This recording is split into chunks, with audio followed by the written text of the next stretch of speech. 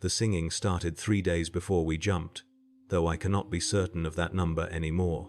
Time has become a suggestion rather than a measurement, a polite fiction we tell ourselves to pretend we still exist in the universe we once knew. I was a helmsman on the Scarlet Providence, a raider-class vessel that had turned from the false Emperor's light 17 years prior, and I thought I understood what it meant to sail the Immaterium.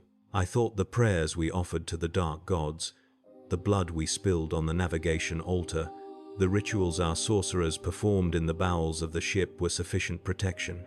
I was wrong. There is a difference between swimming in poisoned waters and diving naked into the heart of a sun. My name is Marcus Delane, or it was, and I am writing this because someone must know what happens when a ship enters the warp without a navigator to guide it. Not the sanitized legends the Chaos warbands tell to their recruits, not the propaganda the corpse worshippers spread about the Emperor's protection. The truth, the raw, screaming, beautiful truth that has been carved into the meat of my being. The Scarlet Providence was not a large vessel, but she was fast and cruel, perfect for the raiding operations that fed our warband. Captain Solomon Vetch had commanded her for 40 years by his own reckoning, though the warp made such calculations meaningless. He was a hard man, bone-thin, with ritual scars covering every visible inch of skin and eyes that had turned the color of old blood from decades of warp exposure. We feared him. We worshipped him. These were the same thing.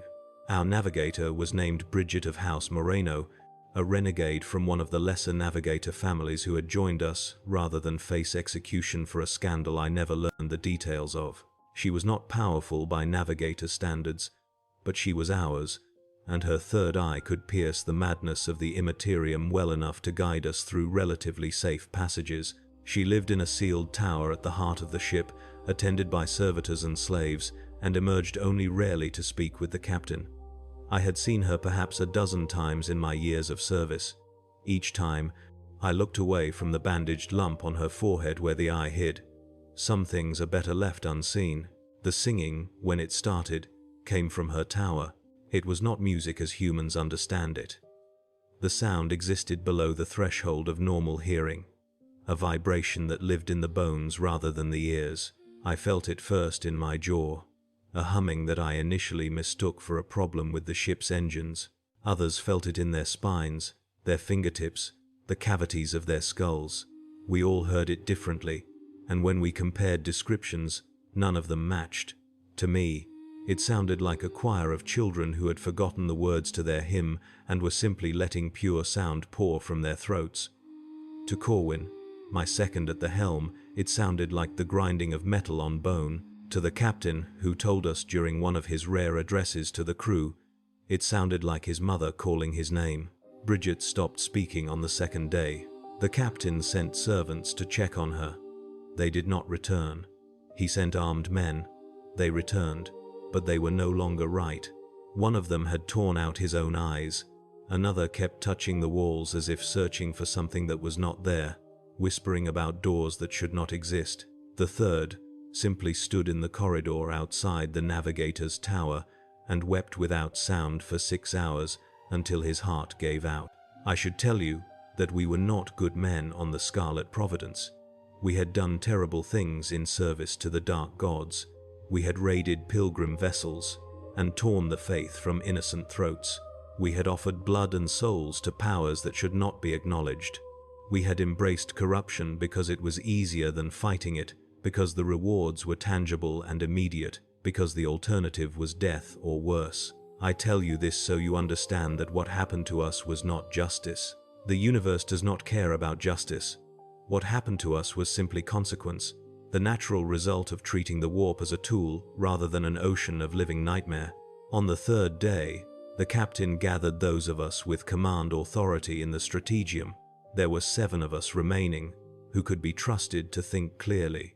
The rest of the crew was already beginning to fray at the edges, the constant sub-audible singing wearing away at their sanity like water eroding stone. I had not slept since it began. Every time I closed my eyes, I saw colors that did not exist, geometries that my mind could not process, and always, the suggestion of a vast eye turning toward me from impossible distances. The captain's voice was calm when he spoke. That was the most terrifying thing about Solomon Vetch. He remained calm when any sane man would have screamed. "The Navigator is gone," he told us. "Not dead. Gone." She opened her warp eye and saw something that consumed her. Her body remains in the tower, breathing, heart beating, but there is nothing behind her eyes anymore. She is an empty vessel. Someone asked what we would do. We were in the material universe at the time, lurking in an asteroid field while waiting for a convoy we intended to raid. Without a navigator, we could not make warp jumps. Without warp jumps, we were trapped in a single system. Easy prey for the Imperial Navy patrols that would eventually find us. The captain smiled, then, and I felt the temperature in the room drop by several degrees. He told us he had prepared for this possibility. "The dark gods," he said, "provide for those who serve them faithfully." There was another way to navigate the warp, an older way, a method used before the Navigators were bred and the Astronomicon was lit. It required sacrifice and faith and a willingness to embrace what we would find on the other side. I know now that this was a lie. There is no older method that works reliably. There is only luck, and luck in the warp is a commodity that runs out quickly. But the captain was persuasive, and we were desperate, and the singing from the Navigator's tower was growing louder with each passing hour. It had words now, or the suggestion of words, shapes of meaning that pressed against the edges of comprehension. Several crew members had already taken their own lives. Others had begun to act strangely, scratching symbols into the walls, speaking in languages they did not know, weeping with joy at nothing visible. The captain performed the ritual himself, in the Engineerium, where the ship's reactor pulsed with barely contained power. I was not present for the full ceremony, but I saw the aftermath. 17 crew members, bound and gagged, their chests opened, and their hearts still beating as they were fed one by one into the engine's intake manifolds. The captain stood before the reactor, his arms raised, blood streaming down his ritual-scarred skin, and he spoke words that hurt to hear. The ship shuddered. The lights flickered. Something vast and terrible turned its attention toward us from very far away, and I felt its regard like a physical weight pressing down on my soul. We jumped. There should have been a transition period. Under normal circumstances, with a navigator guiding us, entry into the warp was like slipping into a warm bath, disorienting, certainly, and always accompanied by a sense of profound wrongness, but manageable. The Geller field would hum to life, creating a bubble of stable reality around the ship, and we would float through the madness of the Immaterium like a soap bubble drifting on a stream. The navigator would watch the currents, steering us around the worst of the predators and phenomena, and eventually we would emerge somewhere close to our intended destination. Without a navigator, without the proper rights and protections, there was no transition. One moment we were in the material universe, the cold rationality of stars and void surrounding us. The next moment we were somewhere else entirely, and everything I thought I knew about the warp was revealed as comforting lies we tell ourselves to pretend we understand forces beyond human comprehension. The Geller field held. That was the first surprise. Whatever the captain had done in his blood-soaked ritual, it had preserved that much. We did not immediately die, our bodies torn apart by the impossible physics of the Immaterium, our souls consumed by the entities that swim through those depths. But the field was weak, flickering, and what it could not keep out was the awareness. In the true warp, the raw and unfiltered space between spaces, you are never alone. You are never unobserved. Every thought you have ever had, every emotion you have ever felt, every dream and nightmare and half-formed impulse exists out there, given form and hunger, and something that might generously be called consciousness. They know you. They have always known you. They were waiting for you before you were born, and they will consume whatever is left of you when you die. And in between, they watch, and they whisper, and they sing. The singing was everywhere now. It was not coming from the Navigator's tower anymore. It was coming from everywhere and nowhere, from the walls and the floors and the inside of my skull. I could finally understand the words, though I wished I could not. They were names. Thousands upon thousands of names, spoken in a voice that was too beautiful to be anything but wrong. Names of the dead, names of the living, names of those who would be born and those who would never be. My name was in there somewhere, woven into the endless litany, and every time I heard it, I felt a piece of myself pulled away and scattered into the void. The first crewman to fully break was a man named Gerald, one of the stokers who fed fuel into the reactors. He came up from the lower decks with a smile on his face and a fire axe in his hands and began to walk through the corridors, calmly and methodically killing everyone he encountered, not in a frenzy of violence, but with the peaceful deliberation of a gardener pulling weeds. When we finally put him down, it took 11 lasbolts to stop him, and he died still smiling, still whispering about the beautiful shapes he had seen written in the fire. Time stopped working correctly after the first week, or possibly the first day, or possibly we had always been in the warp, and the memory of the material universe was just another lie we told ourselves. I kept a tally on the wall of my quarters, scratching a mark for each sleep cycle, but the marks would not stay where I put them. Sometimes there were more than I remembered making, sometimes there were fewer. Once I woke to find them arranged into a symbol I did not recognize, and I scrubbed it away with trembling hands while the singing laughed at my fear. The captain remained calm through all of it. He gave orders. He maintained discipline where discipline could still be maintained. He spoke of our destination, a world in the eye of terror where we could resupply and repair, as if arrival was inevitable rather than impossible. I wanted to believe him. We all wanted to believe him. The alternative was accepting that we were lost, truly lost, adrift in an ocean of nightmares with no shore in sight. I began to see things in the corners of my vision, shapes that should not exist, faces that were almost familiar but wrong in ways I could not articulate. Once I saw a child standing in the corridor outside the helm, a girl of perhaps 8 years with blonde hair and a plain dress. She looked at me with eyes that contained entire galaxies of suffering, and she asked me why I had left her behind. I did not know what she meant. I had never had children, had never wanted them, but the grief I felt when she faded away was real and consuming, as if I had lost something precious that I never knew I possessed. Corwin was the next to change, though his change was quieter than Gerald's violent break.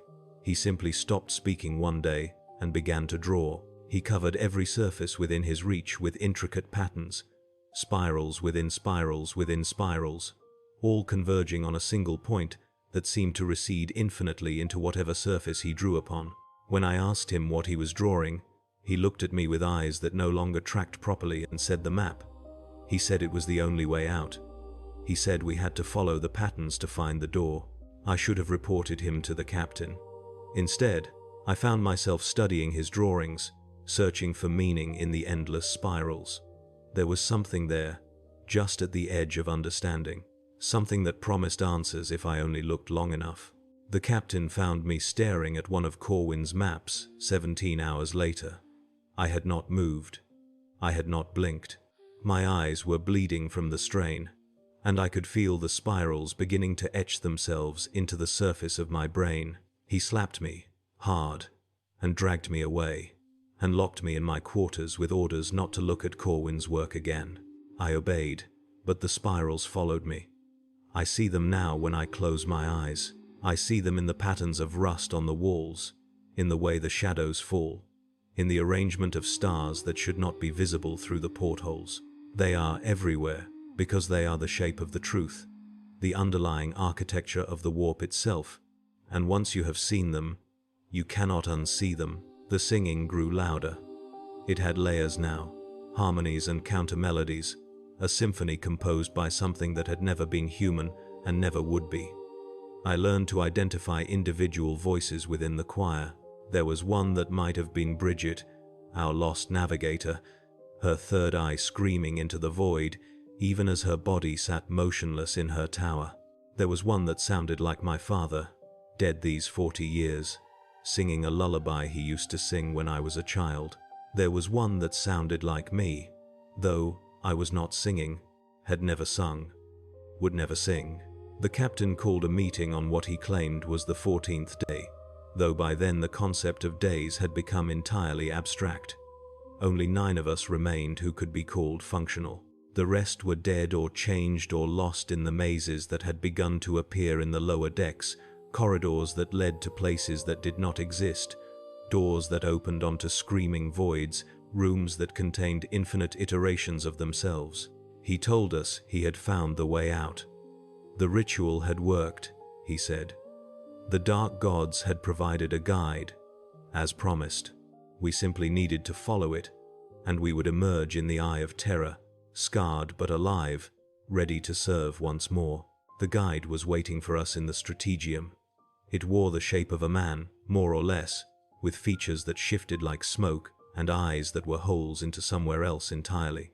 When it spoke, its voice was the singing, condensed and focused, and it called the captain by name with a familiarity that spoke of old arrangements and older debts. I understood then what the captain had done. Not a ritual to protect us, a ritual to summon, a ritual to invite.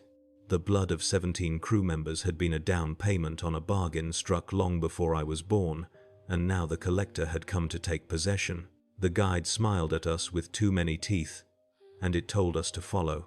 It told us the way home was just through the corridor ahead, the one that had not existed a moment before, the one that led down into darkness that our lamps could not penetrate. It told us that all we had to do was walk, and keep walking, and not look back, and eventually we would arrive.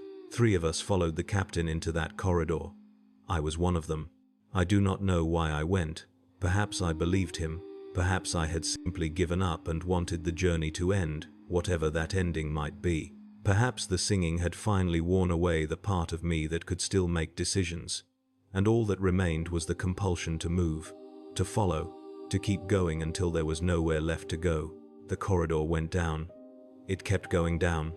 We walked for hours that might have been days, that might have been years, descending through impossible spaces, through rooms filled with machines that should not exist, through galleries of statues that watched us pass with stone eyes that wept blood, through gardens where the flowers were made of screaming metal and the trees grew downward into a sky that was also a floor. The guide walked ahead of us, humming the melody of the singing, and the captain followed close behind it, his face serene, his eyes fixed on some distant goal that only he could see. One by one, the others were taken. A crewman named Douglas simply walked through a wall that was not there and did not come out the other side.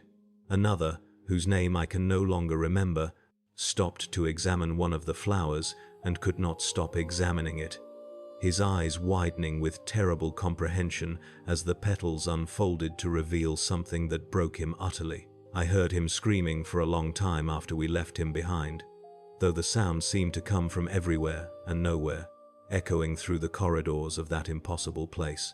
By the time we reached the end, only the captain and I remained, and I was not certain that either of us was still who we had been when we started. The chamber at the bottom of the corridor was vast beyond measurement. The ceiling, if there was a ceiling, was lost in darkness that seemed to breathe. The walls were covered with Corwin's spirals, painted in blood and other substances I preferred not to identify, all converging on a single point at the center of the room, and standing at that point, waiting for us, was something that wore Bridget's body like an ill-fitting suit. She turned to face us, and her third eye was open. Not the bandaged, hidden thing it had been in life, but a vast and terrible aperture that showed us everything and nothing, the truth behind the singing, the shape of the warp, in its purest and most horrifying form. I saw civilizations rise and fall in that eye.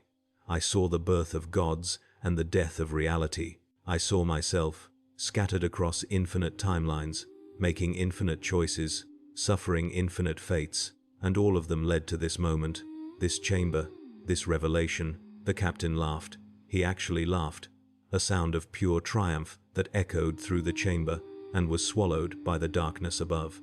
"This is what I sought," he said. "This is what they promised me. Understanding. True understanding of what lies beyond."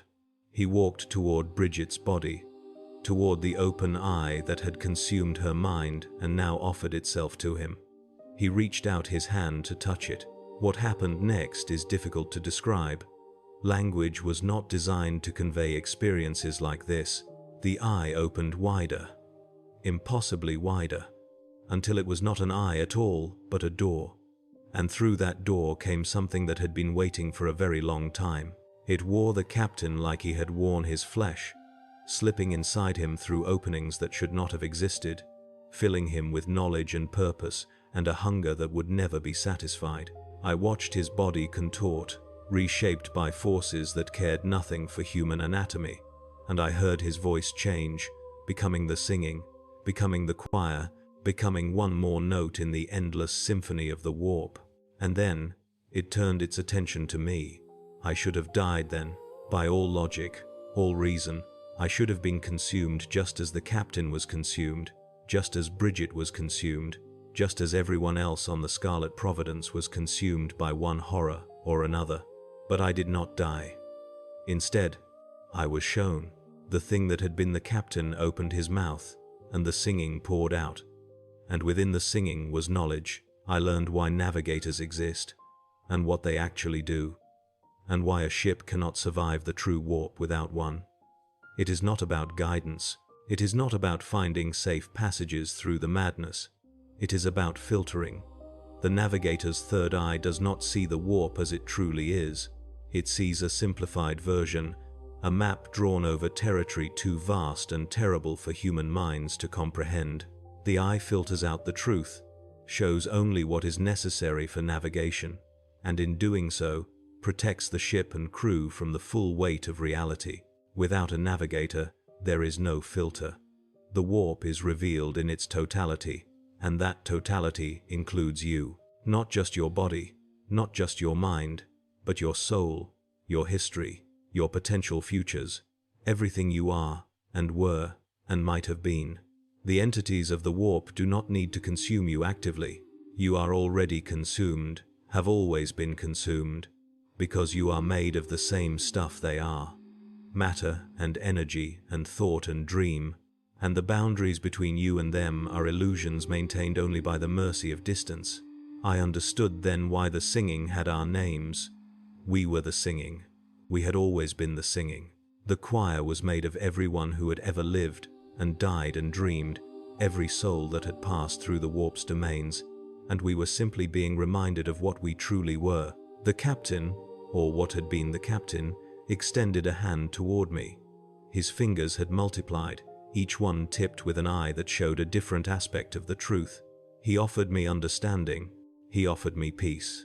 He offered me a place in the choir, a voice in the singing, an end to the terror and confusion and desperate clinging to a self that had never truly existed. I refused. I do not know why. Perhaps some stubborn fragment of Marcus Delane still existed somewhere in the ruin of my psyche, still believing that identity mattered, that individual existence was worth preserving. Perhaps it was simply fear, the animal terror of dissolution, the instinct to survive even when survival meant continued suffering. Or perhaps, and this is the possibility that haunts me most, my refusal was simply another verse in the singing, another predetermined note in the symphony, and my belief that I was making a choice was the final, cruelest illusion. Whatever the reason, I ran. I turned from the captain and the eye and the truth it offered, and I ran back through the corridors that should have been impossible to navigate. And somehow, impossibly, I found my way back to the ship. The Scarlet Providence was different when I returned to it. The walls had grown organic, pulsing with a heartbeat that matched the rhythm of the singing. The corridors breathed. The doors had developed mouths that whispered as I passed, but the helm was still there, still recognizable, and some instinct I could not explain drove me to reach it, to take the controls, to try one last desperate gambit. I do not know how to describe what I did next. I was not a navigator. I did not have a third eye. I had no training in guiding a ship through the warp, no understanding of the currents and tides of the Immaterium, but I had seen the spirals. I had looked at Corwin's maps long enough for them to etch themselves into my brain, and in that moment, with the singing filling my skull and the truth pressing down on my soul, I understood what he had been drawing. Not a way out, A way through, a path that led not back to the material universe but deeper into the warp, to a place where the rules were different, where the filter was not needed because there was nothing left to filter. I took that path. I steered the Scarlet Providence into the heart of madness, following the spirals as they wound tighter and tighter, descending through layers of reality and unreality until we reached something that might have been the bottom. We emerged, or something emerged. The ship that exited the warp bore no resemblance to the raider that had entered. Its hull was fused flesh and metal, its corridors were veins and ventricles, its engines were hearts that beat with stolen blood, and I was still at the helm, still conscious, still somehow Marcus Delane, though I knew with terrible certainty that I was no longer the same man who had begun this journey. The universe around me was not the one I remembered. The stars were wrong, their patterns unfamiliar, their light colored by frequencies that had no names. There was no astronomicon to guide me, no beacon of the corpse emperor to orient myself by. I was somewhere else, somewhere that might have been the future or the past, or an entirely different reality, and I was alone on a ship that breathed and watched and waited. That was 3 years ago, or 3 centuries, or 3 seconds. Time still does not work correctly on the Scarlet Providence, in this place that has no name, orbiting a star that should not exist. I have explored the ship since then, mapping its impossible geography, learning to communicate with the things that have taken up residence in its transformed corridors. They are not hostile, not exactly. They were crew once, or passengers, or something else entirely. Now they are components of the vessel, integrated into its flesh, in ways that serve purposes I do not fully understand. Corwin is still drawing his spirals. He has become the navigation computer, his body merged with the cogitator systems, his endless maps feeding directly into the ship's consciousness. He smiles when I pass his chamber, a smile that shows too many teeth in a face that has too many eyes. And sometimes he tells me about the places the spirals lead. He says there are doors everywhere, if you know how to look, doors to worlds that have never been touched by human feet, doors to times that have not yet occurred, doors to realities where the warp never existed and humanity never spread beyond its birth world. I have not gone through any of them. Not yet. The singing still fills my head, still whispers the names of everyone who has ever been and ever will be, and sometimes I find myself standing at one of those doors, hand raised to open it, unable to remember how I got there or how long I have been standing. Each time, I pull back. Each time, I return to the helm and stare out at the unfamiliar stars and try to remember what it felt like to be a man who did not know what I know now. The captain is still with us. In a sense, he did not survive his transformation intact, but fragments of his consciousness float through the ship's systems, occasionally surfacing to issue orders that no longer make sense, to plot courses to worlds that may or may not exist. He speaks of conquest sometimes, of the wars he will wage once we return to the places we came from. Other times he speaks of the darkness, of the things that live in the spaces between the spirals, of the truths that even the singing does not contain. I listen because there is no one else to listen, and because some part of me still seeks understanding, even though I know that understanding is just another form of consumption. The singing is louder now. It has always been louder now. It will always have been louder now, because time is an illusion, and causality is a comfort we invented to pretend that things happen in order. I can hear new voices in the choir, voices that speak in languages that have not yet been invented, voices that scream in tongues that went extinct before humanity learned to make fire. My own voice is in there somewhere, singing along, though I do not remember joining the chorus.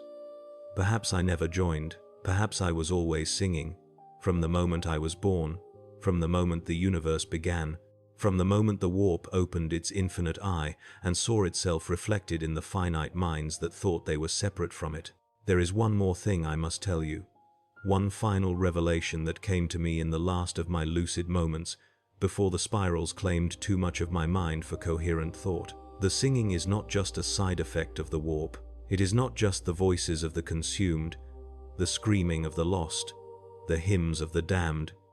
It is something older and more fundamental, a sound that existed before the universe, a vibration that will continue after the stars burn out and the void reclaims everything. The singing is the voice of something waking up, something that has been asleep since before time began, dreaming the universe into existence, and now, slowly, incrementally, it is beginning to stir.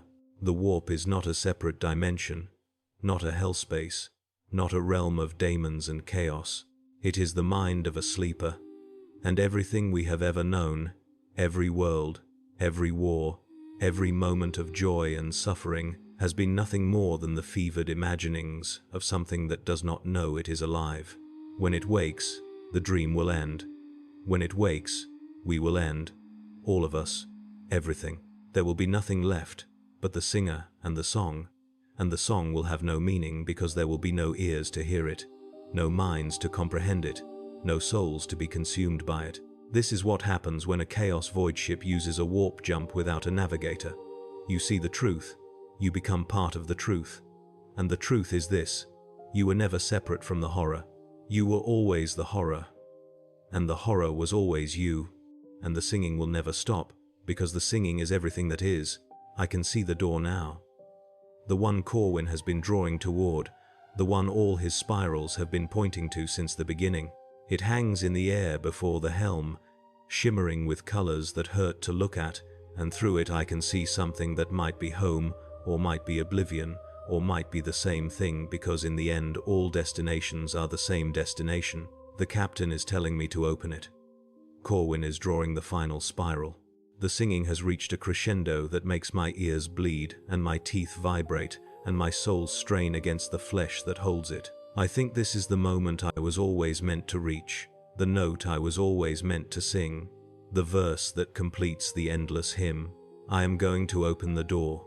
Not because I want to, not because I choose to, but because this is what was written in the spirals before I was born, before the ship was built, before the warp existed, before anything existed except the singer and the song. I think I understand now why. Bridget smiled before the end. I think I understand why the captain laughed. The truth is not terrible because it destroys us. The truth is terrible because it shows us that there was never anything to destroy, that we were always nothing, that the self we clung to so desperately was just a temporary pattern in the infinite, a ripple in an ocean that has no shore. I am opening the door. The singing welcomes me home. I was always home. We were always singing. We will always be singing. The door is open now, and what I see on the other side is not darkness, not light, not anything that human language can describe. It is simply the next verse, the one that comes after this one, the one that was always coming, the one that will never end, because it never began, because time is an illusion, and the singer has been awake all along, watching us through the spaces between thoughts, waiting for us to realize what we truly are. The Scarlet Providence is crossing the threshold. Corwin's spirals are complete. The captain's fragments are singing in harmony for the first time since his transformation. And I, Marcus Delane, who was a helmsman, who was a man, who was something that thought itself separate from the horror, I am finally understanding what navigators are really for. They exist to keep us blind. They exist to filter out the truth. They exist because humanity cannot survive knowing what it truly is, where it truly comes from, what truly waits for it in the spaces between the stars. We should have kept our navigator. We should have protected her. We should have never listened to the singing. But it is too late now. It was always too late. The door is open, and we are going through, and on the other side, there is nothing, and everything, and the song that never ends. I hope someone finds this record. I hope someone reads these words.